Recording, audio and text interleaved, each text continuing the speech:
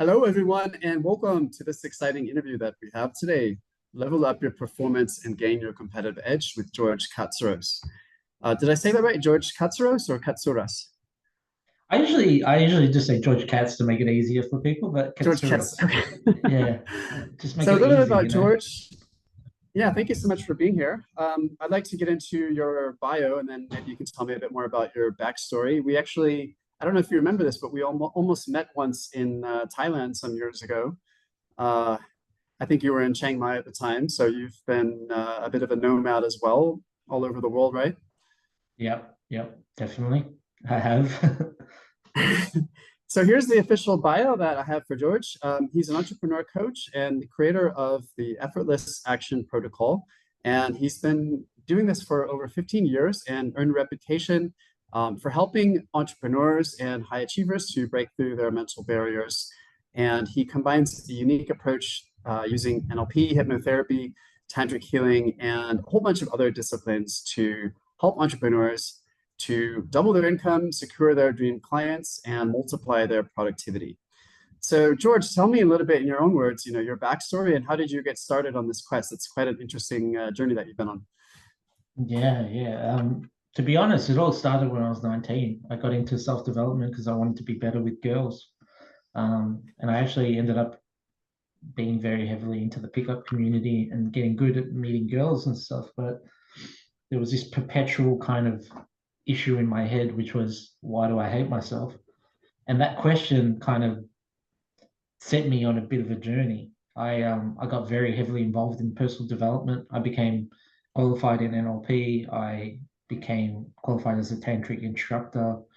I was working with a couple of different psychology practices, and just studying everything because I was just trying to find answers and couldn't find the answers I was looking for. But something inside me was saying like, there's something deeper here. I just don't know what it is. And What was after that root? What was the root of that self-loathing, George?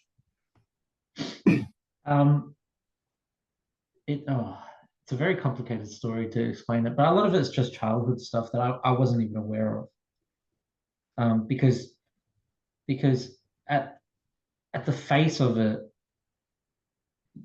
it would be very difficult for anyone to say that I had a quote unquote bad childhood or anything like that. But the thing is, the way that we encode experience and the way that we come into the world with different sort of what they call not personality qualities. They're called basically personality traits, but it's not even traits. It's like these are the building blocks to your personality, and you come into the world with them. But that obviously has an Mm. effect on how you interpret your experience. And there were a lot of subtle things that I just wasn't aware of. And it wasn't until I got the proper guidance from a particular mentor that basically, in a little bit of a cliche way, I came to the end of my road in terms of being like, oh, look, I've tried everything and nothing's working. So screw this. And then there was this one guy that I had been associated with who I decided I would have a conversation with him to see if he could help me. And at the time, he was calling himself a hypnotherapist. And he had 30 years of experience under his belt. So what ended up happening was we had this great session, and I knew straight away that he was really good at helping people. I could just tell because of the journey I'd been on. So I basically just hammered him to teach me what he knew.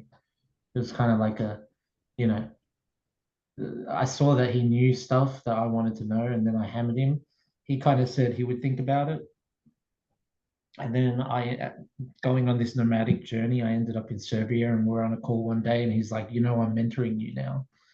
And then that was a 5 year journey where I saw him work with people in real life, hundreds of hours of him working with people in real life, as well as about 30 hours of working on myself every week for like 4 or 5 years straight. So it was a big journey. So, who was this mentor, and what was the aha that you had? What were the some of the takeaways? What did he teach you? Um, his name is Stuart Hallam.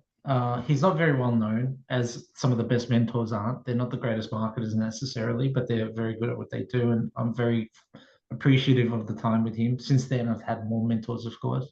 But I think the big thing he taught me was just, and I guess this is something that I try to relay into other people too, is how to think about thinking. That's really what it comes down to. It's like he wasn't trying to make me be a certain way. He was giving me a means by which I could shine a light on things to come to understand what was going on for myself. And since then, my understanding has, gone much deeper in that. Um, but I guess the big thing that he taught me was he gave me practical means to actually do things that I guess get talked about a lot, but most people don't understand, like how to actually accept yourself, how to actually love yourself, how to actually get your psychological needs met, and all these kind of things. And not in some fluffy terms, not in some weird esoteric approach involving rituals or sage, but very grounded in logic, reasoning, critical thinking, science, neurology, um, effective tools. And as a result of that, I've healed a lot of things, because if you had met me 10 years ago, I was a wreck. 15 years ago, I was even more of a wreck. Hyper vigilant, anxious, overthinking, worried what people would judge me. Nothing was ever good enough. I was a perfectionist, even though I would call myself a underachieving overachiever, because, and this is where the performance side thing comes in, because I was on this pursuit of trying to chase perfection. Nothing was ever good enough. I was never happy with the results I was getting. Even if they were good, I wasn't happy with them. I could always find a way to cut them down. And so yeah, it's really difficult for people to understand just how different I was 15 years ago to today, unless they knew me back then. And so what are some of the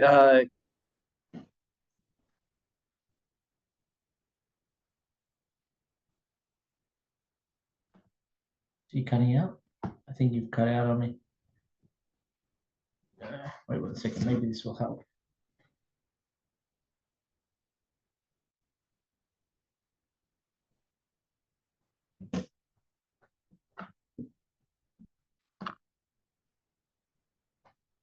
Hey, oh, it didn't cut out.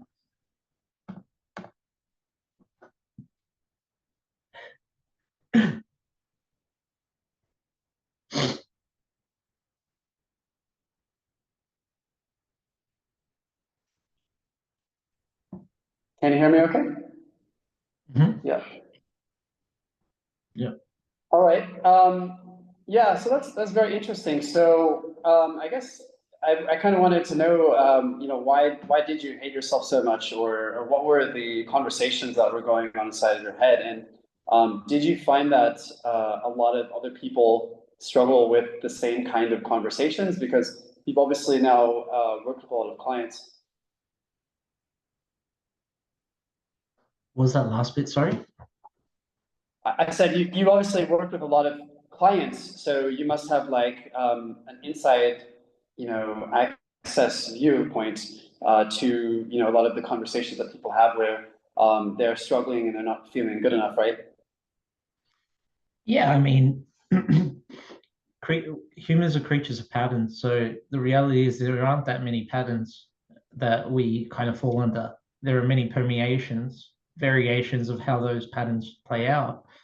But fundamentally, there's not that many patterns. So when you say, what were those deeper things? Like at, at the core of it, if we're going to kind of simplify things, there are four core beliefs that people tend to suffer from. One or four of these beliefs tend to kind of be where all the roads lead once you really get deep down into it, which is, and three of these come from what's her name, Marissa Peers, who's a hypnotherapist. She invented a thing called what's it called? Rapid, Rapid hypnotherapy.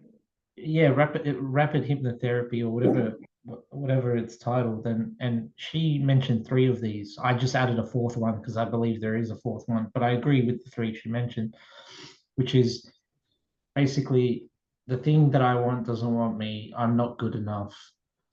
I don't belong and feel like an alien. So you've got those three fundamental beliefs, and then the fourth one that I include that she didn't is I'm a bad person, because fundamentally there is a lot of people who are afraid of the idea that they are a bad person. If I'm going to go really extreme on this, I would say that fundamentally all nice guy behavior is the fear of somebody who is ultimately afraid that they are actually, in fact, a bad person.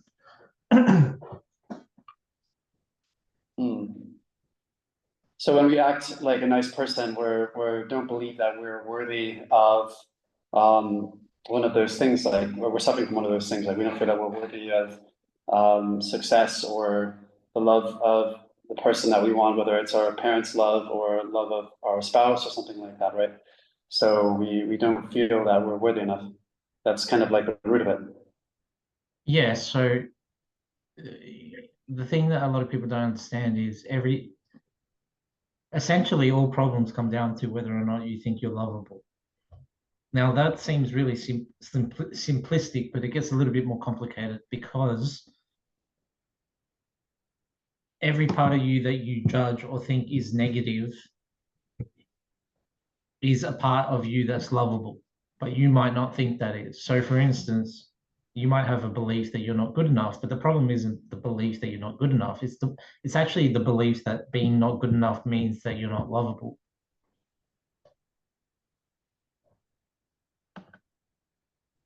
And so what do you suggest to your clients? I know that, Marissa Peer, for instance, she often says, write down I am enough a bunch of times until you remember it. Do you recommend similar exercises for your clients? Not necessarily. I take a bit of a different approach in that regard. So Mm. I talk about this. I talk about this in terms of a couple of things because my my approach is always don't play at the level that the client needs to go forward. So what that means is if I can help that person address that thing just pragmatically without having to get to some root deeper cause, I'm happy to do that.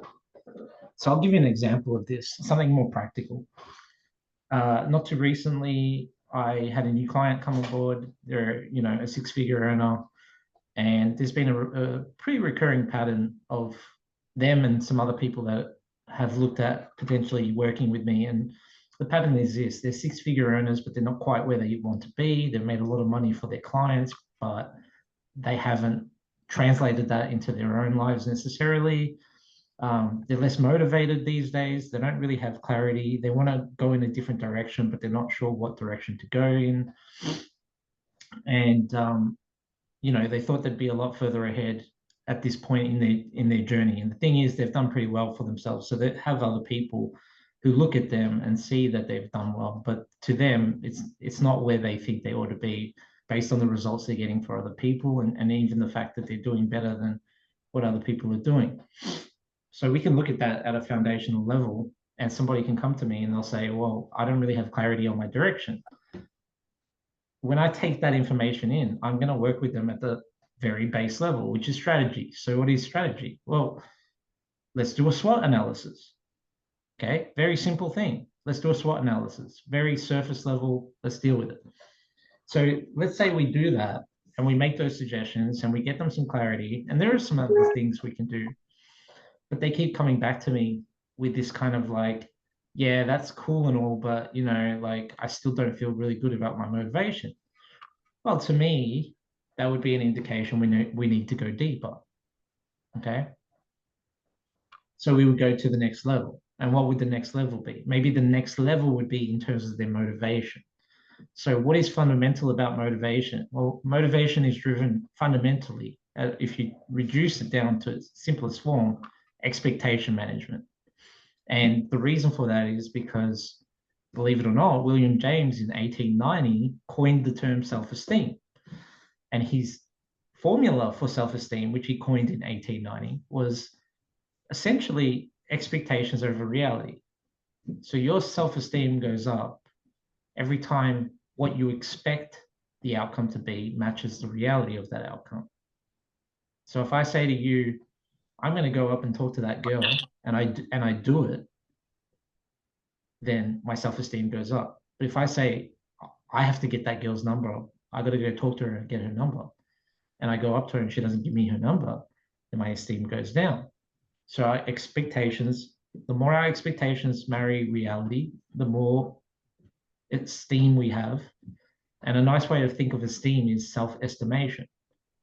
It's like your estimation of what yourself is capable of at a core level. That's very. I developed a saying a few years ago where I felt like the recipe for happiness is just to expect nothing and appreciate everything. And one thing that I've learned though, and let's talk about more of like the business side, entrepreneur side. I feel like with being self-employed, being an entrepreneur, there's so much struggle involved. Like you can fail 98% of the time just to succeed the other 2% of the time. Whether it's like marketing or running your business, you're blundering and you're hiring developers and you got to go through 5 developers and they all disappear. You got to run an advertisement to 10,000 people and just to get one person to sign up or something like this. So you don't really get that immediate satisfaction being an entrepreneur. You have to motivate yourself to make the sales calls, to do the outreach or to create the content, even though it seems like your progress is a lot slower than you would like, because if you're like me, you've written your goals down or you have them somewhere and you say like, I want to get 10 clients this month, but you got to really like, I believe that success is based on like a ladder of no's and failures. Each one is kind of like a rung, and hopefully that will get you to your goal. But man, that really takes a toll on people, I have to say. What are your thoughts about it? It does take a toll on people, but it takes a toll on people because of certain mechanisms at play. The first mechanism at play is actually the most important one, which is we're meaning-making creatures. So what is actually driving the person to want to succeed at the deepest level is probably that they want to prove that they are good enough, that they are lovable on some level. Not always, but often. That can be a real driver. Now, the thing is, human beings work the same way as heat-seeking missiles. And the way a heat-seeking missile works is you tell it what its target is, it takes off, it veers off course, realizes it's off course, corrects, veers off course the other direction, corrects, and it keeps making adjustments until it finally hits its target because it's calibrated and got enough data and it hits it. Now, humans work the same way. But the thing is, humans have one more element that makes them prone to error. And the thing that makes them prone to error is meaning. We create meaning. So when we veer off course and then we get the data, we make some interpretation of meaning about that in terms of what that says about who I am as a person. I'm a failure. I didn't get those people. People didn't jump on my webinar because nobody pays attention to me. The reason that other people are succeeding right now and I'm not is because I'm not good enough. And the really dangerous thing about this is it's not something you're going to hear in your head. It's happening below the surface. And this is an example. When you're not hearing these things. Okay, I'll give you a different take on this to understand it. What's the difference between failing and failure? Failing and failure. Well, I think if you're failing, you're failing forward. You're still, like you said, you're a heat-seeking missile, so you're still course correcting. But failure is only when you basically give up, right? Right. So is that a good definition?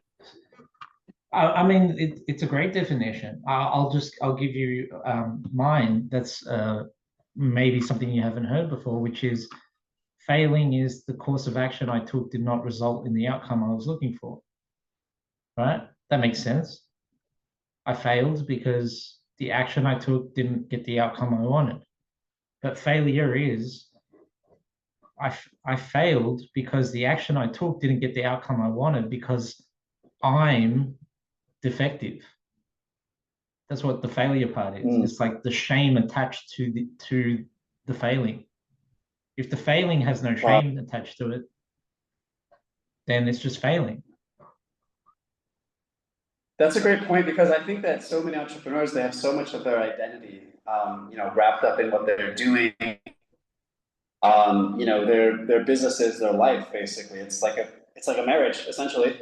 You're married to your business, and so it's really hard not to take anything personal when if somebody writes you a bad review, or important client backs out and stuff. Like, I know people, like I have a friend, really, I admire him a lot. I look up to him, very successful. He started an agency, a bunch of companies, but he had one client, cancel his contract, and he just pulled over on the side of the road. He had to cry to himself. And I think that's Wow. very, Wow. in this kind of work. And this is the thing, these internal frictions can play out in very subtle ways that we're not aware of. Because, for instance, you might do a webinar and no one shows up, and you're internalizing that as, well, nobody wants to listen to my material. And the thing is, there could be a million other reasons why people didn't show up. It could just be a timing thing. It could just be par on course for just how things operate. The reality is, if you're not, for instance, outreach is a great example. People might reach out to 5, 10 people and get a no, and they think, oh, nobody wants what I'm selling. But the truth is, you probably needed outreach to 100 people to get enough numbers to even get that small percentage of people to respond. But it's so easy for us to misinterpret because we're meaning-making creatures. The problem with that is, it's not that just that we make meaning, it's that we start with the conclusion already and look for evidence to prove that it's true. So if you have this internal friction around not being good enough, and it really drives you, and it's really tied to how you feel about yourself and how you perceive yourself in the world, then anytime something happens that you can then say, therefore I'm not good enough, is how you're going to interpret it. Oh, that girl didn't just say yes to going on a date with me. Well, I'm not. It's because I'm not good enough. Oh, people didn't. I sent 10 text messages about my product or service and nobody responded. It's because I'm not good enough. But if you actually think about it, there are about 100,000 different interpretations that could be true about that situation. For instance, some people would say, oh, people are not responding to me in private messages. They're too busy, and they don't have time for me. My interpretation, if somebody doesn't respond to me in a private message, is, well, they're working on their business. They've got a million other things to focus on. This is not going to be a priority for them. They'll get back to me when they're ready. Both of those things could be true. And what you'll find is, the more of these internal frictions you address, the less you have these meaning errors that you create that cause a lot of unnecessary stress and divert you and sort of put you in these emotional loops that kind of throw you off. Because the reality is, doing entrepreneurship is it's one of the hardest things you could possibly endeavor to do. It's really grueling. It's a difficult thing.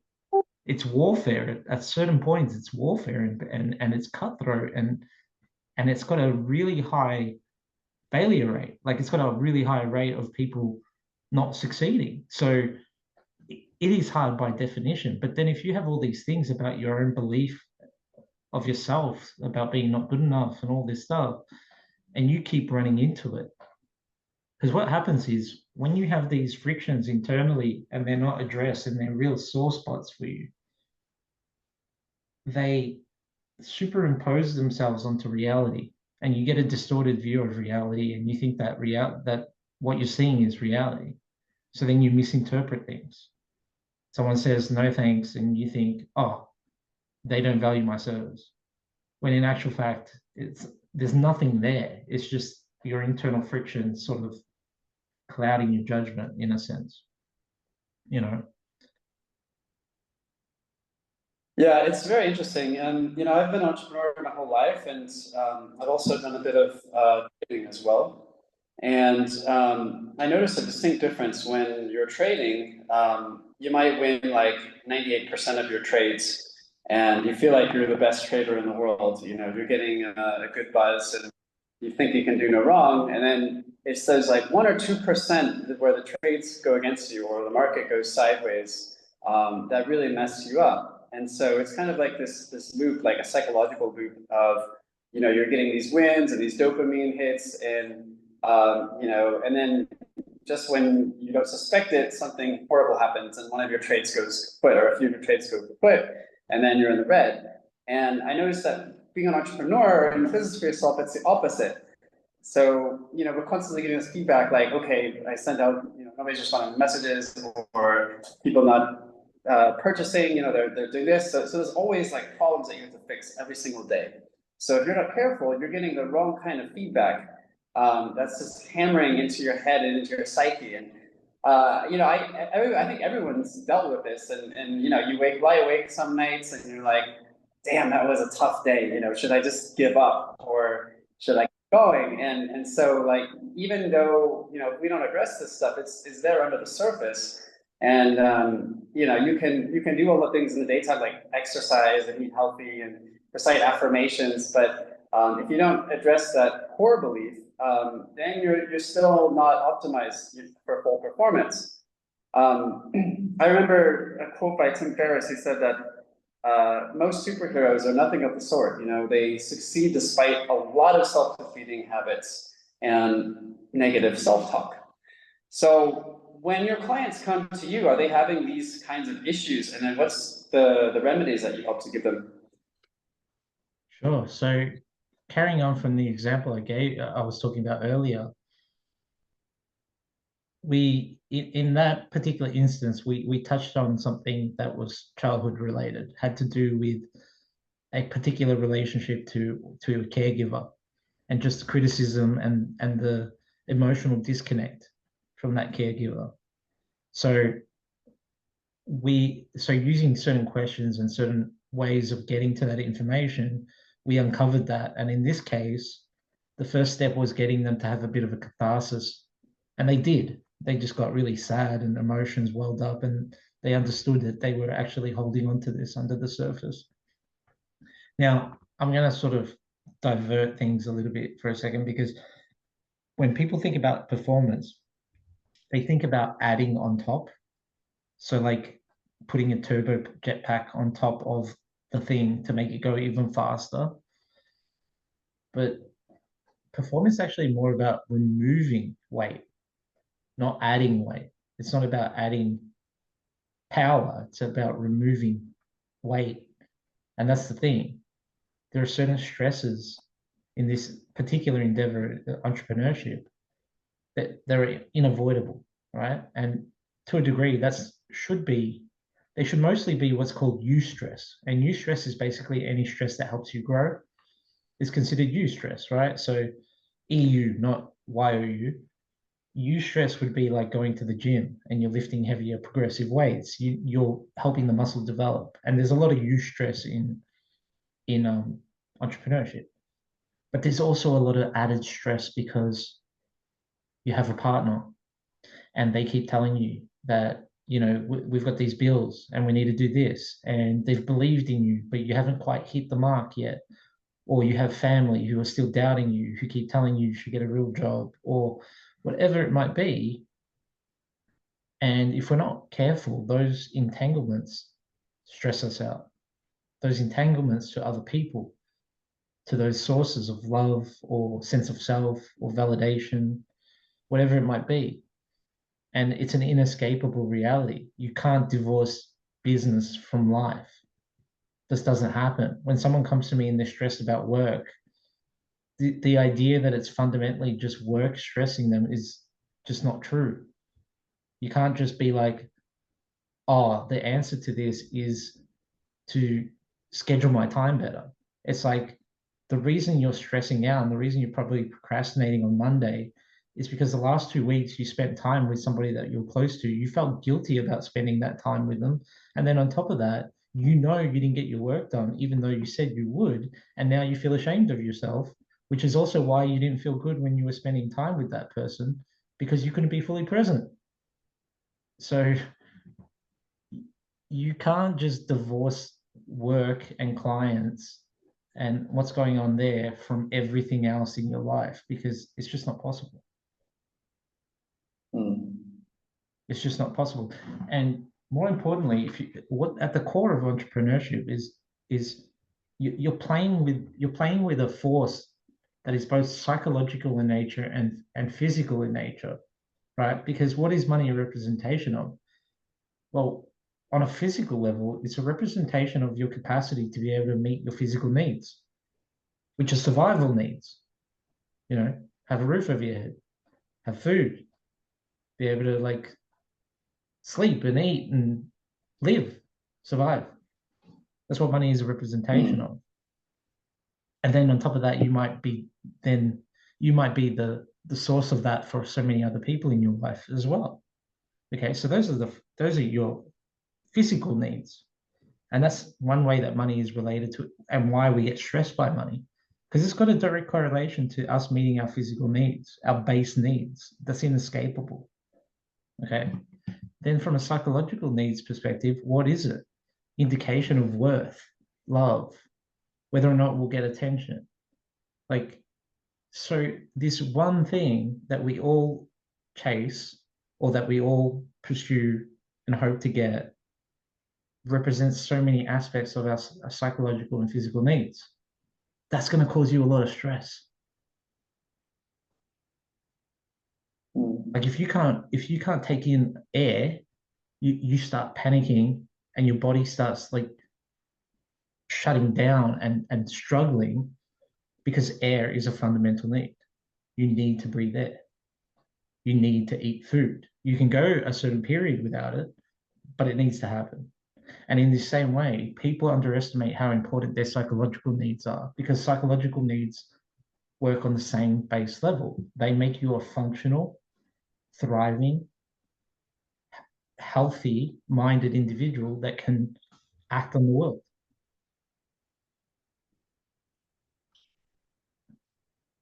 So when your clients come to you, and I guess they must be struggling with high amounts of stress or burnout, you know, they feel like they're just not able to make it somehow. Probably these common issues. What are some of the next steps that you suggest to them? Like, how do you diagnose them? How do you treat them? And also, like, how do you quantify something like that? You know, because you're saying like, okay, right now you're like a 1 out of 10, so we're going to get you to like 7 out of 10 by next week or something like that, you know. Well, usually I will get them to create some sort of behavioral goal that's tangible, that we can evaluate what our progression is based on. And we also use the behavioral goal. We actually use the behavioral goal to help us uncover what's going on underneath, because the behavioral goal becomes like in IFS, it's called the trailhead. So it becomes a point of target for us to then, like, what do you call it? Becomes a litmus test to see what's going on internally. Okay. And that helps us get the right information. And then throughout the process, other information comes up through their conversation and things like this. But like on a really base level, the first thing we look at is their internal dialogue. And there's a good reason for this, because at the highest level, the thing that people don't understand is your psyche is not one individual monolithic thing. It's multiplicit, which means it is made up of many parts, which is why sometimes you say, there's a part of me that wants to do this, but there's another part of me that doesn't want to do this, or says that I shouldn't do this. That's because your psyche is not monolithic, it's multiplicit. And why is that important? Because it means that when we say having a better relationship to yourself, we are fundamentally saying having a better relationship to the different parts of you. And why is that important? Because the same approach we take to having healthy relationships externally can be applied internally. Okay. Does that make sense? So, yeah. Yeah, it makes sense. How do we improve that internal relationship? I guess by self-care, right? And so do you have like specific steps? Because I'm here in Nepal, for example, and you know, when I'm not working, I've got the rice fields and the lake right out here in front of me, and I just love to walk down to the lake and maybe do some journaling or play some music or you know, just get outside and do some exercise. But I take it that your work is a little bit deeper than this, probably, right? Well, no, I think those things are important too. You know, of course, get good sleep, exercise, do those things. Those are your baseline things. You should be doing those. Now, as far as going deeper than that, we start at the level of internal dialogue, because through the way we talk to ourselves and in turn how we talk to parts of ourselves, we change the relationship we have with ourselves. And that's really important, because if the way you talk to yourself is not a way that you would want a boss to talk to you, then you don't talk to yourself correctly. If the way that you talk to yourself is not a way that you would want a manager to manage your team, then you do not talk to yourself correctly. And you already understand that on some fundamental level. But the difference is that the justification there is that we've all been bought into the idea that whipping ourselves like horses to motivate ourselves is somehow righteous and a good thing, and that we have to do it, because if we didn't, we would be lazy and complacent. And when I hear people say that, I just think that's ridiculous. Because if anyone follows me and looks at my my Facebook profile and my stories, they'll see that I pretty much always. Sorry, I gotta check something really quickly.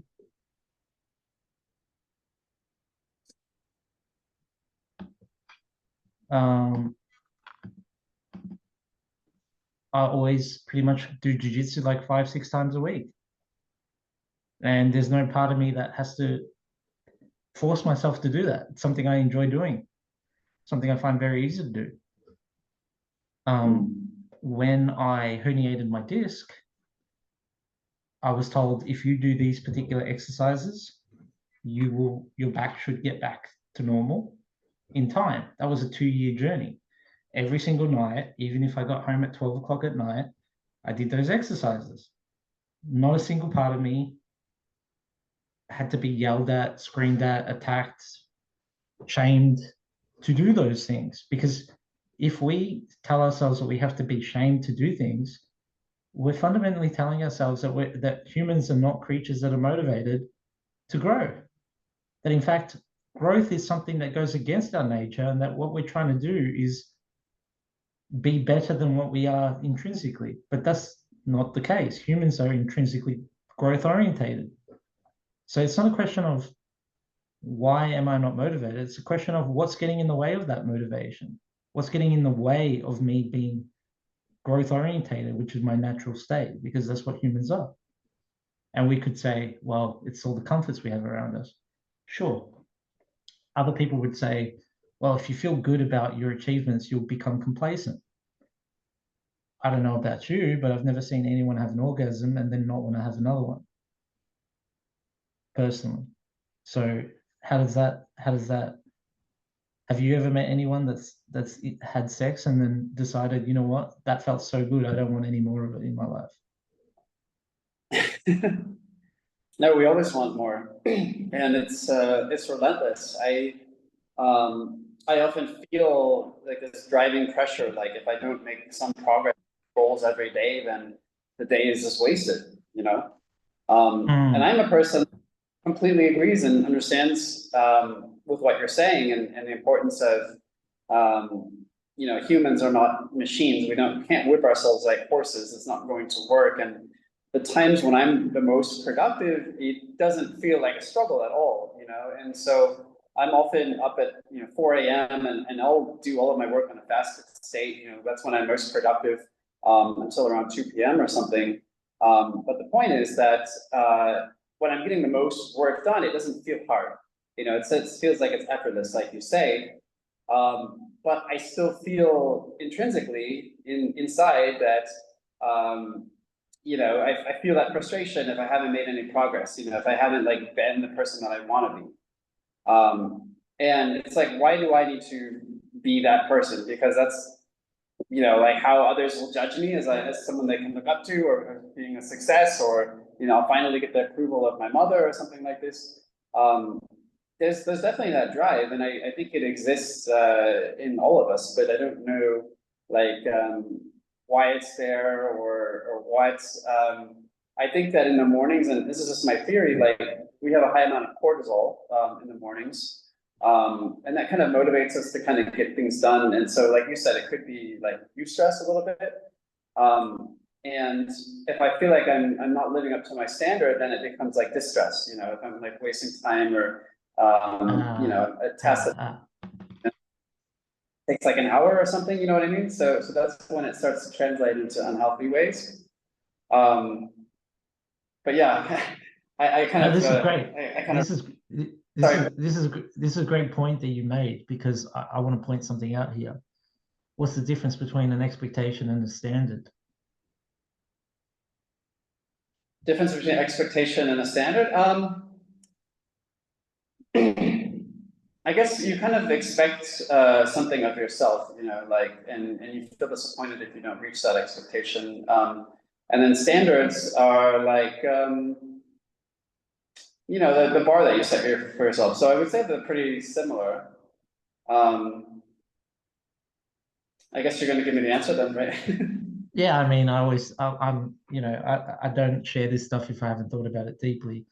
Expectations are shoulds they're always based on how we perceive the outside world thinks we ought to be. Even if, and the key word there is perceive, because it might not even be true. It's not even like necessarily that person has said, hey, you got to do that. It's just a perception that we have. So whenever there's an expectation, there's a should. And a should is an implication that things ought to turn out a particular way. Like, I should be able to do a handstand. Okay, why? Well, because I practiced it for 3 months and most people get it in 3 months. Okay, so, and you clearly can't do a handstand yet. So what's the adjustment? Well, what do you need to do there? But we get stuck in the shoulds, right? Because we get caught up in the expectations. The expectations mess with our motivation and mess with our self-esteem. And then the system goes haywire. Whereas a standard is it's a guiding law by which you conduct yourself for no other reason than it's important to you. Okay, so for instance, the standard might be, I show up to client calls 5 minutes earlier than the agreed upon time. Now, here's the thing. I don't do that because if I don't, the client might get upset. I don't do it because I want to prove something to the client. I'm not doing it because otherwise I have to feel ashamed because they're paying me money. It's just literally a condition that is important to me. So I have another standard. Another standard that I have is when I go to do jiu-jitsu, I make sure that I do one more round than I'm prepared to do. So at the point where I get tired, I will do one more round beyond what I think I'm capable of doing. That is a standard. It's self-conducted. It's self-given. It's something I'm saying is important, not because anyone else says it's important.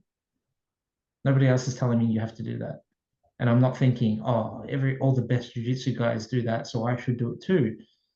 Because as soon as you're doing that,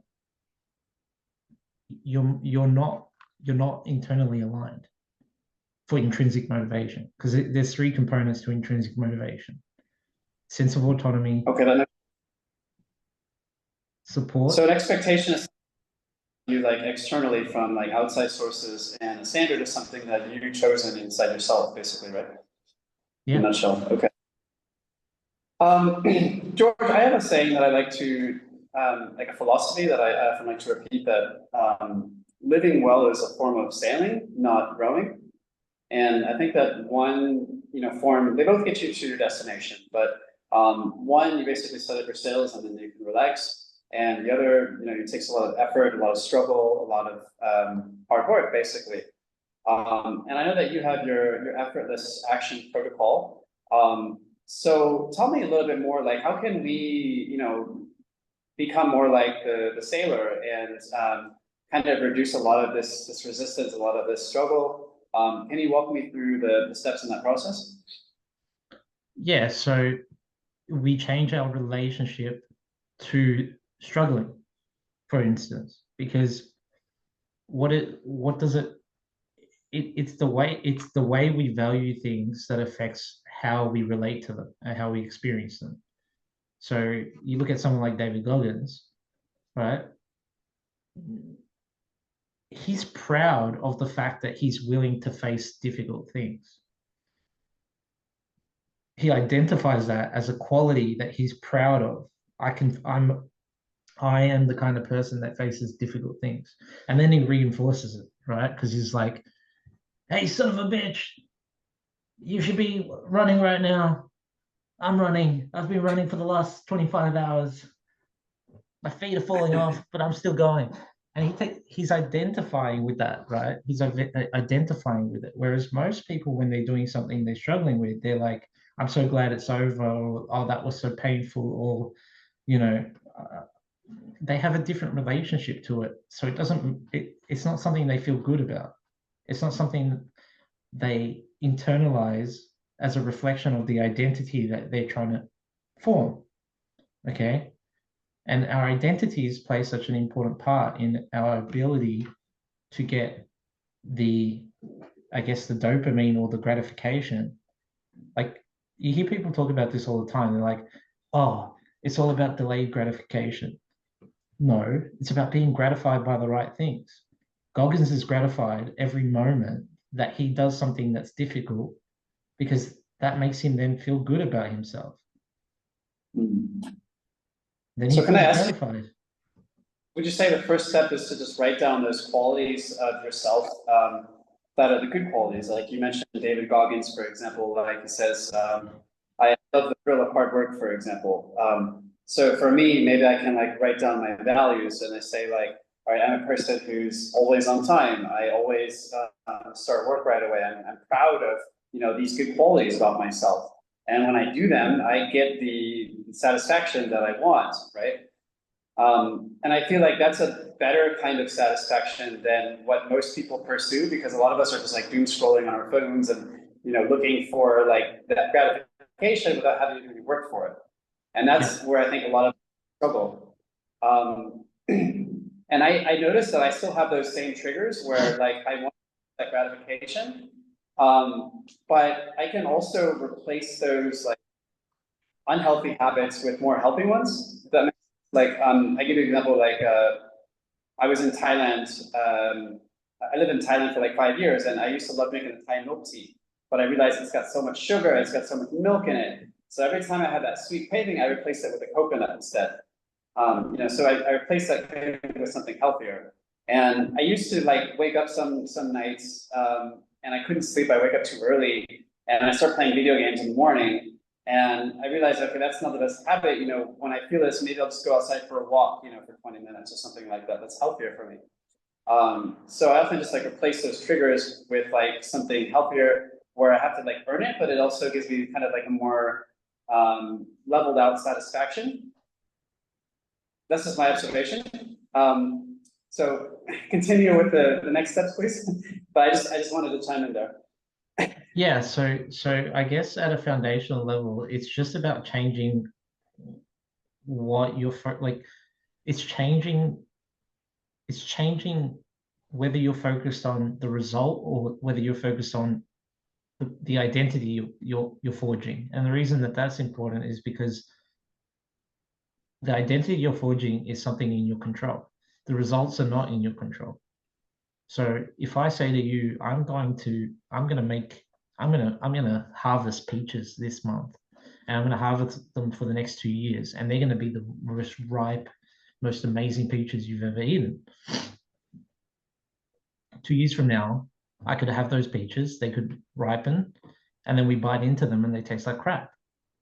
And I've done everything that I could to, make those peaches, but they didn't turn out how they were supposed to. Okay. And the reason for that is because there's forces outside of my control that determine whether the peaches are ripe or are sweet. Like there's just external forces I cannot control. I can control taking care of the soil, giving them sunlight, doing all these things, but I cannot guarantee the result. Okay. Now, this is not a new idea. This is actually a very old idea. It comes from the Bhagavad Gita, which is like 14,000 years old, which has got this beautiful quote in it, at least from, I think it's the not King James, what is it? There's a particular translation of it that translates it this way, and it's kind of one of my favorite quotes, which is, "You're entitled to your actions, but never your actions' fruits. Act for action's sake, and do not become attached to inaction."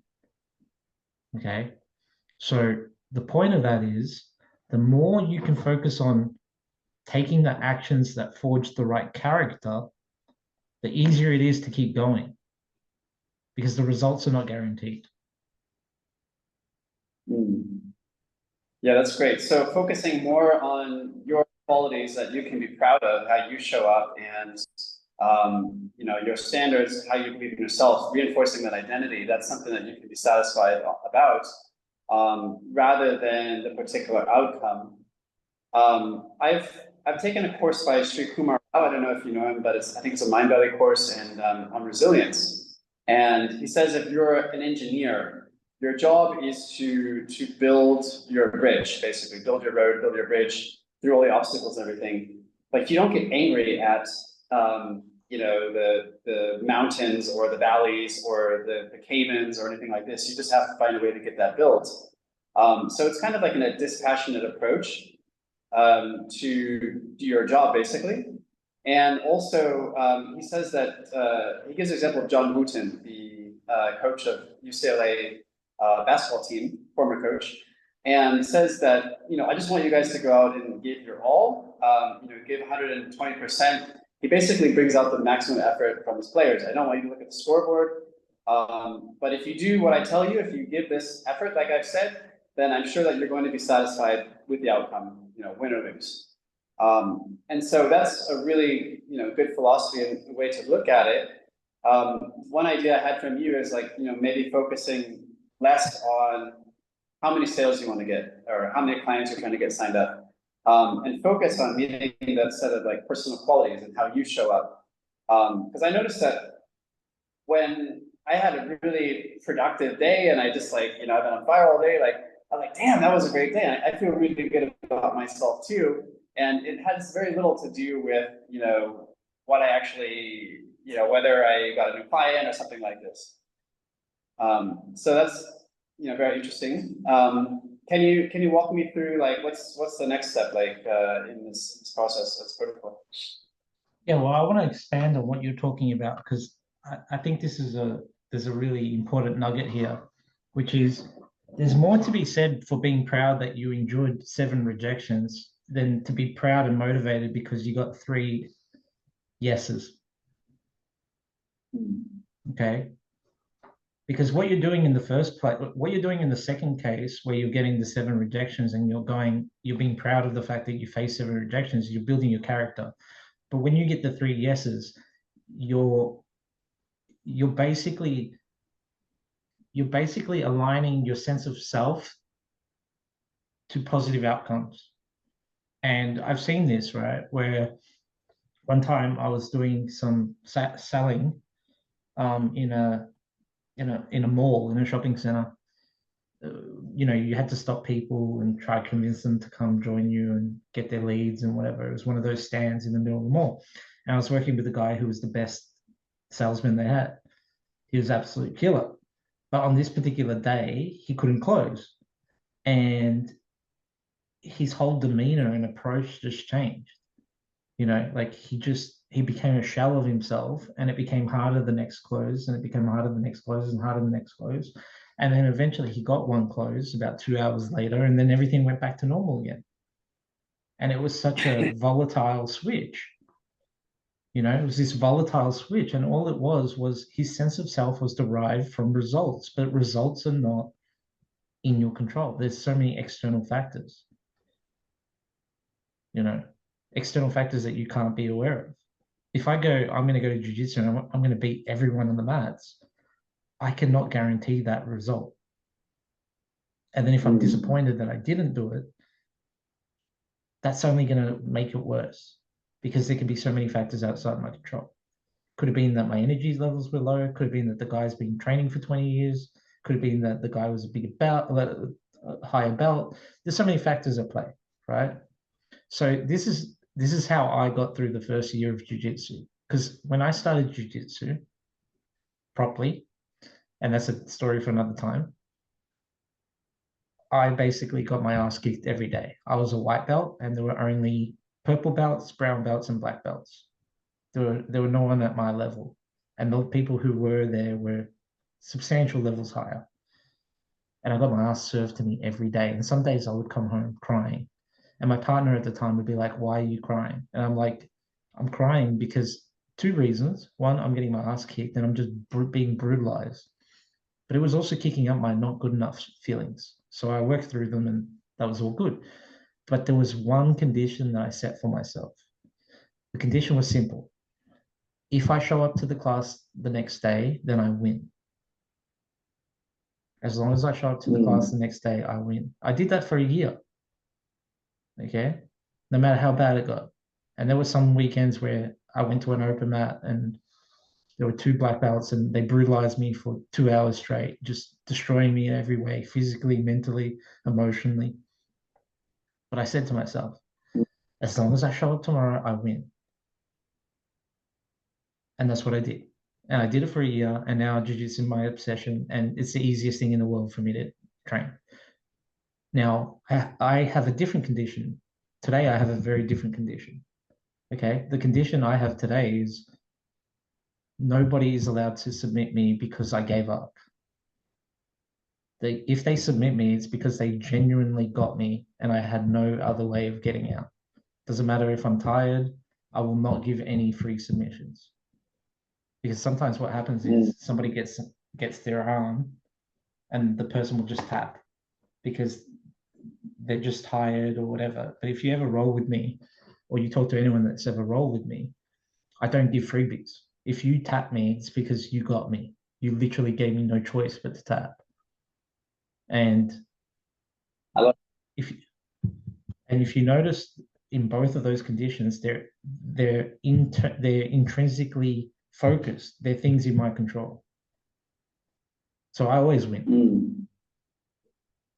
I notice, that's a great point. I notice sometimes I feel like as you become more successful, you basically set your bar of failure higher and higher. It kind of feels like that. In trading, you basically call it a stop loss, right? So, your stop loss gets higher and higher. So it's basically like your standard is getting higher. Like at first you just showed up, and then now you're not gonna let anybody submit you. You're not gonna give up in the ring. So it's very interesting. So you started with like a very low requirement, like a low barrier, a low entry expectation of success. You meet that, and then you basically set higher and higher. So it's not like you're not winning the national championship or something like this, but you're getting to a higher and higher level. And I remember I heard a quote or something like, you learn more from getting your ass kicked in the ring than you do from reading all of the books on spirituality in the world, right? Would you say that's true? Yeah, I mean, learning experientially, like from your actual experience, is always going to beat any kind of book reading that you can do. You can read every book on throwing a punch, but if you've never thrown one, you probably still get hit in the face. So from that point, I totally agree with that quote. And yes, it is a matter of stacking those expectations, because that all comes back to foundationally what we're doing, which is we want to create the conditions that make it easy for our self-esteem to always be going up. So I just had an idea because in jujitsu and martial arts, you have your belt grades, you know? So as an entrepreneur, why can't you also set those belt grades, you know, like look at it like a linear path where like, okay, here is where I was 5 years ago, I was a white belt, and now I'm pretty experienced at this stuff. I'm probably like a green belt or orange belt. But then maybe you map out, all right, how do I get to black belt? And then you see someone that's at that standard of excellence. That person is a black belt. So how do I reach that level? You know, this person has 5 million subscribers on YouTube and everybody knows them and they drive whatever kind of car, they go on vacations, blah, blah, blah, blah, blah. So I don't think that people ever look at it this way, like tangibly, where it's like, okay, I did make a lot of progress and look how far I've come. This is the level I'm at, you know, how do I get to this level? And so I think that martial arts teaches that lesson of grading also, where you can take an honest assessment of, like, this guy is a green belt, so we expect him to be able to kick the ass of somebody on the street. But if he faces a master, then probably he's going to get his ass kicked. So he needs to get to that level, right? Yeah, no, I think that's a great. I think that's a great approach. That kind of leads me into my next question that I wanted to ask you. Let's assume that, you know, you're doing all this inner work and stuff. How do you translate that into actual results where you know, people start to get those breakthroughs, where they're starting to get those results in the outside world where you know, their productivity is skyrocket, or they're getting those dream clients, or you know, they're doubling their income. How do we reach that? Okay, this is very counterintuitive, but you can look at it sort of like as a martial arts journey. You guarantee that you get to those results by overcoming the fears that you're trying to avoid in the first place. So what I mean by that is that person X wants to make 6 figures. So they go on the entrepreneurial journey. Then they hit a bottleneck where maybe people aren't responding to them in private message. So they're not getting enough people on their product, on their service. So then they see that Guru X has a product that says that it will protect them from rejection. And by doing this, they'll get more clients and they won't get rejected and they won't have to do outreach and it will get them to the promised land. That's all well and good. Okay. And maybe it happens. Maybe it could happen.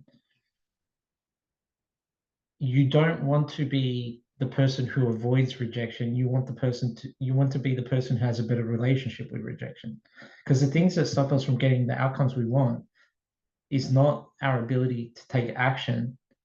It's our unwillingness to face the fears that we will inevitably face on the way to that success. And those fears are actually not that many. There's like 5, which is I'm not good enough, I'm a failure, I make a failure, or I make mistakes. I'm somebody that people ignore, I will be disapproved of, or I won't be approved of. And the 5th one is, I haven't thought about this in a while. We said mistakes and failure, approval, disapproval, being ignored, not being good enough. And the final one is, it will come to me.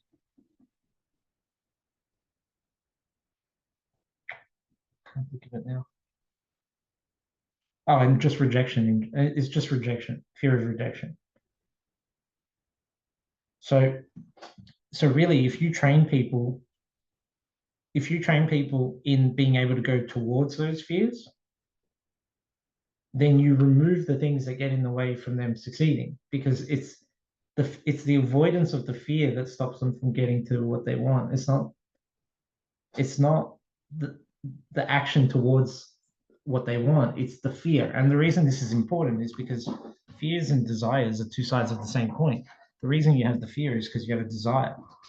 If you didn't have the desire, you wouldn't have the fear.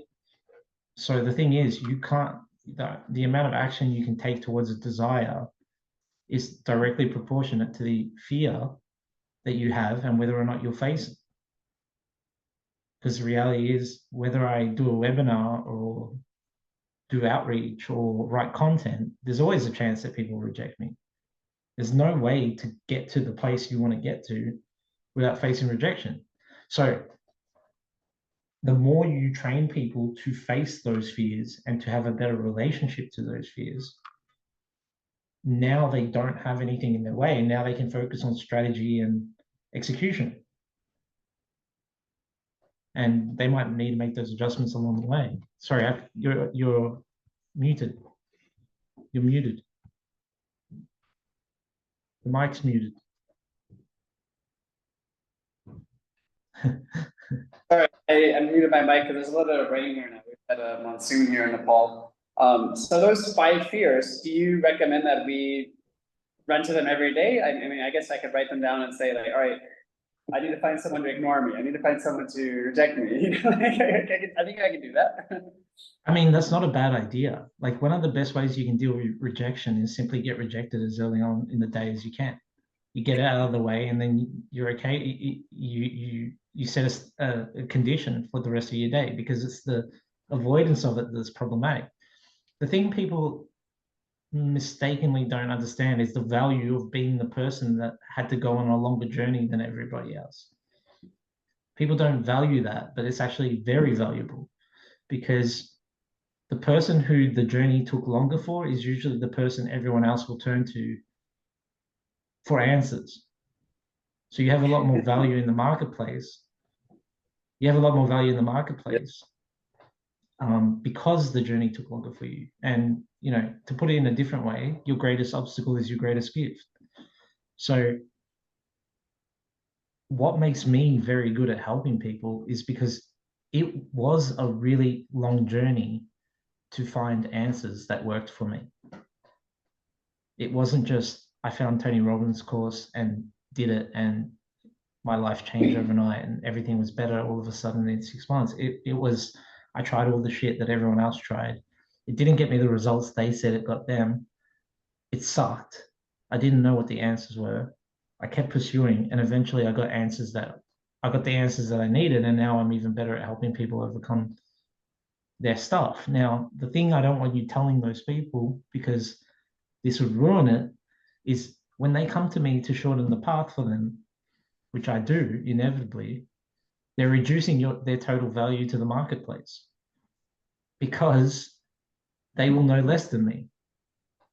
So as long as it's not something that they want to necessarily master or make money from, by wanting the quickest and shortest path to success that they're looking for, they're actually reducing the likelihood that they're at the top of the food chain in terms of the person who can provide the most value to that marketplace, you know. And probably a good example of this is someone like Alan Sultanich, you know, who runs Nothing Held Back. Like, that guy, as far as the stories I've heard, it took him like 2 years to make 48 cents or something online. Now, if you endured trying to figure out how to make money online for 2 years and only make 48 cents and then continue, there's a good chance that you know a lot more and you've invested a lot more in figuring out and finding the answers than anybody else. Well, what has that led to down the track? It's led to him becoming somebody that other people, you know, are profoundly impressed by his expertise, wisdom, and understanding of the marketplace. But it's like, well, yeah, because he had to endure more to get to his success than you did. Absolutely. I was laughing because you know, I have people writing to me all the time, like, because they see my lifestyle on social media and they're like, all right, I want to live a lifestyle like you. You know, you were in Egypt and Greece and Nepal, and how do I be location independent or work remotely like you? And I'm like, all right, you want to know the real recipe? Like, are you willing to start by failing 200 times every day? That's like the minimum requirement that you should shoot for, and then do that for 10 years. And then you'll realize, you know, the work that went into creating this identity that you see before you. I don't want to give them the hard truth, but it's like, you know, you're not just going to find, you know, the get rich quick scheme and then your life is going to be settled. I mean, I've had multiple businesses over the last 15 years in this journey where, like, I'm making good money for like 6 months and then my business gets wiped out or something, or for 2 years or something, and then, you know, Instagram like deletes my accounts or something like this. So, you know, you got to have your skin in the game. You got to be down there in the arena, you know, clanging metal against metal and getting your shield up and taking the blows and stuff. Otherwise, good luck. I don't know what other advice to give you. 100%. And what that really comes down to is you've got to understand what you're developing at a principles level. And what that means, what I really mean by that is this rush to be successful. Let's say you want the business to be massive tomorrow, and even if it were to happen, somebody starts a business, a week later it's 6-figure business, hypothetically. What if another COVID hit? Would it survive it? Would this person be able to keep this business alive, or is this business thriving because of a particular strategy that was working at the time, or luck, or some other factor that can't be replicated? Because it's the same with jiu-jitsu.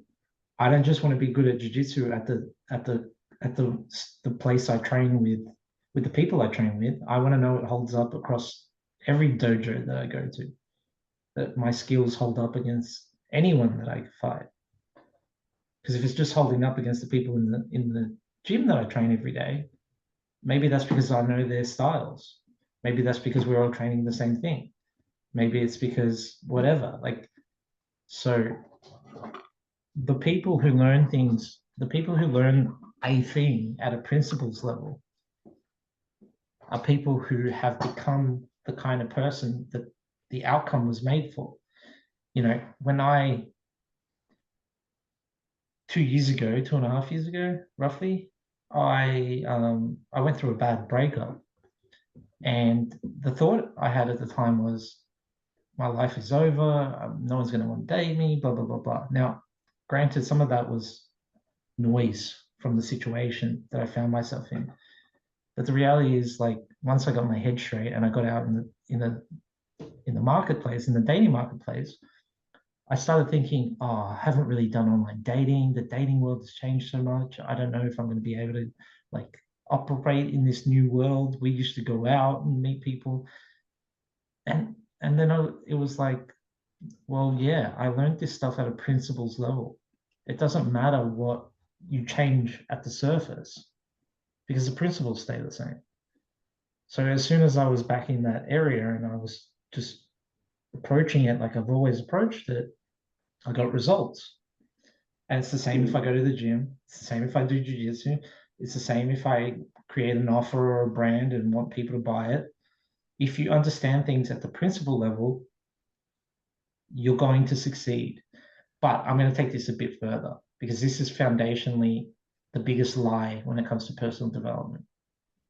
Okay. The biggest lie when it comes to personal development is this idea that we're moving towards some sort of peace and ease over time.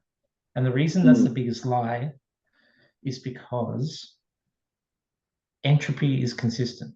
Life is entropy. The only thing that you can guarantee is that things are getting more chaotic, more complex, more random. So your goal is not to try and make things easier. It's to be better at adapting to when things are hard.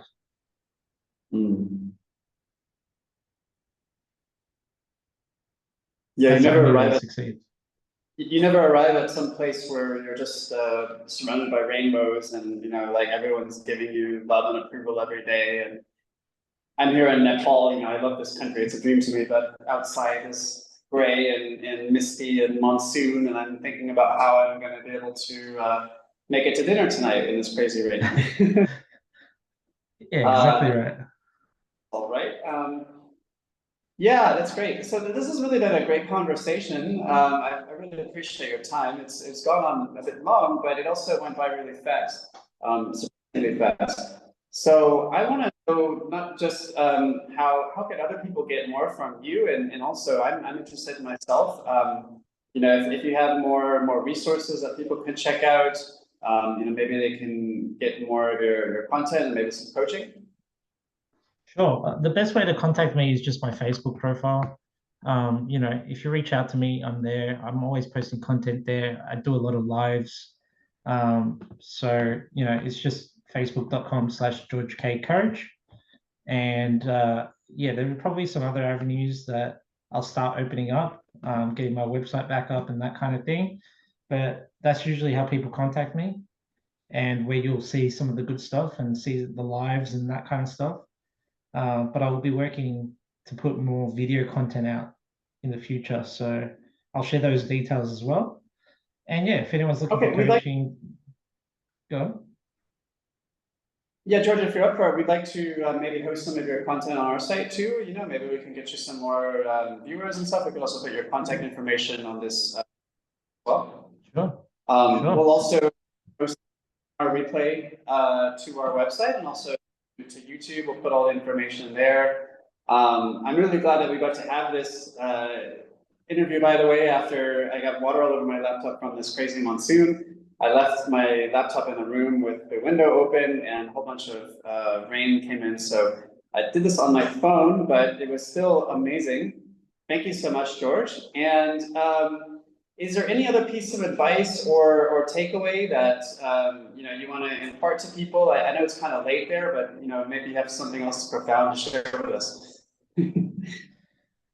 Just, I think the big thing is, if you're going to be in entrepreneurship, you have to act like an athlete. And athletes don't look at progression as linear, they look at progression as cyclical. So what that means is there might be like 8 weeks of focusing on strength, 8 weeks focusing on mobility, 8 weeks focusing on endurance, and then they cycle and then they try to top those. So they'll try to beat their personal best, and they'll work that cycle again, and then they'll work the next cycle. And the reason that they approach it that way, which is also why we approach it like this in jiu-jitsu, is because the idea is that you're going to be doing this forever. Like, you're going to be working and progressing and building this forever. Of course, you might have an exit or whatever in mind. Totally fine. But the point of this is, stop thinking of reaching some outcome as this linear focus, and instead think of it more cyclical. Like, how can you keep developing those stepping stones, and then the next time you come to that cycle, you're doing better than you were previously, because that's how athletes train, and that will keep you in the game, because you start recognizing that any sort of goal, any linear goal, is just a milestone. It's not the final. It's not the final, end of the race. Yeah, I can speak from experience. Like, I'm living the life that I dreamed about, 10 years ago, 15 years ago. But even here, I still focusing on the next problem, and what's the next thing that I need to overcome. And so it's not like you just arrive and everything's easy. You just you optimize yourself and you focus on your personal standards, your own personal qualities. Find joy in the person that you're becoming and not the external things.